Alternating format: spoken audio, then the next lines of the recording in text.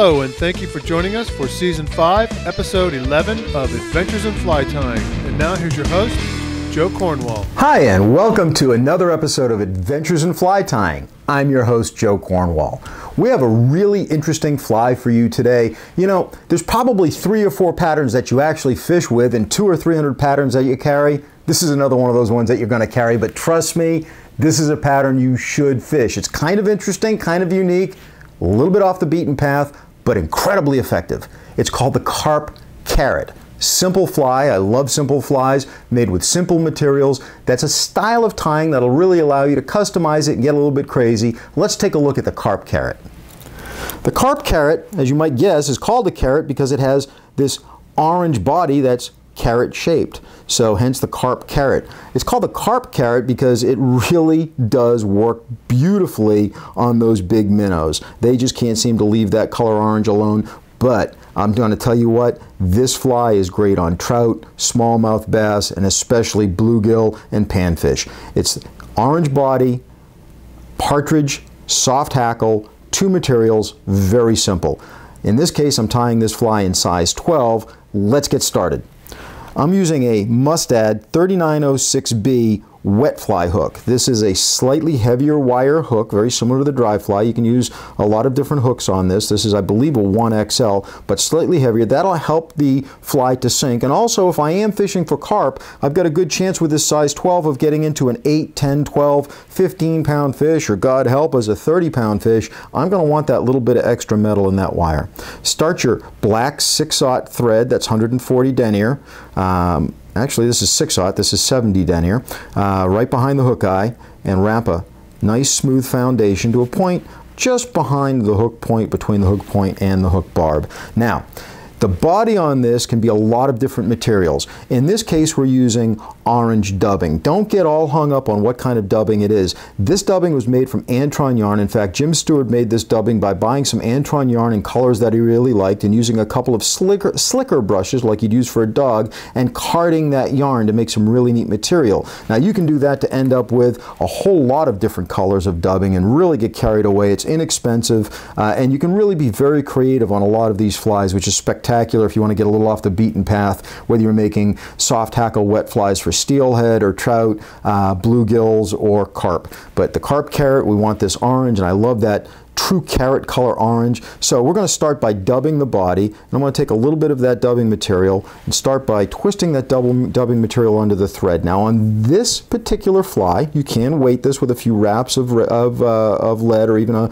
a brass bead head would be fine. I'm going to use the Whitlock method of dubbing, where he starts the dubbing on the thread and then just holds it, because every time I take a twist, I'm actually twisting the dubbing around the thread, making a rope. And you can see that really making a nice rope. I'm having a nicely segmented body that's coming up, getting a little bit thicker with every wrap until I get up to the point where I want to finish this off. At that point, I can simply unwind that dubbing from my thread, tie it off, and cut off that excess material. Very simple, very fast method of dubbing that works beautifully on a fly like that. So we've got a nice carrot-shaped tapered body.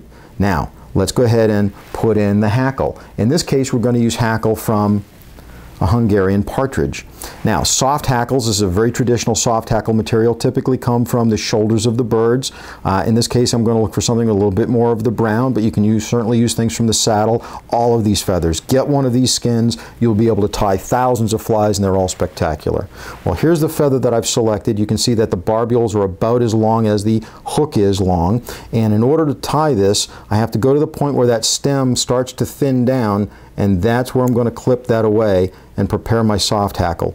Now, I've exposed a little bit of the stem. I'm going to tie that flat on the top of the fly, just like that.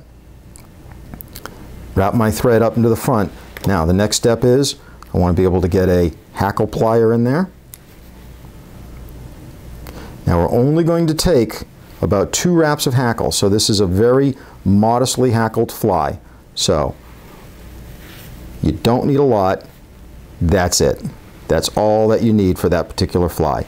Go ahead and trap that hackle tip down there with 2 or 3 wraps of thread, and a lot of times you can break that off. If it doesn't want to break off, you just come back to your scissors, clip away that excess hackle, Using a pinch method, pinch that back, create a neat thread head. In this case, my thread head is a little bit less than neat, but I'm pretty sure that the carp aren't going to be worrying about my tying style on this particular fly. This is a nice fly. When you see carp working with their tails up in the air, you want to approach them and cast to these fish. This is a really great fly. Once again, that color of orange. Oh, I've got just a little bit of that hackle that's trapped in there. Let me go ahead and start that wrap again. When you see them tailing like that and feeding actively and you want to sight present to those carp, this is a fly that I would certainly be willing to suggest is one of my go-to patterns.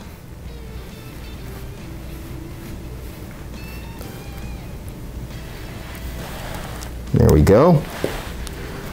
Clip away a little bit of that hackle that I got kind of trapped underneath there.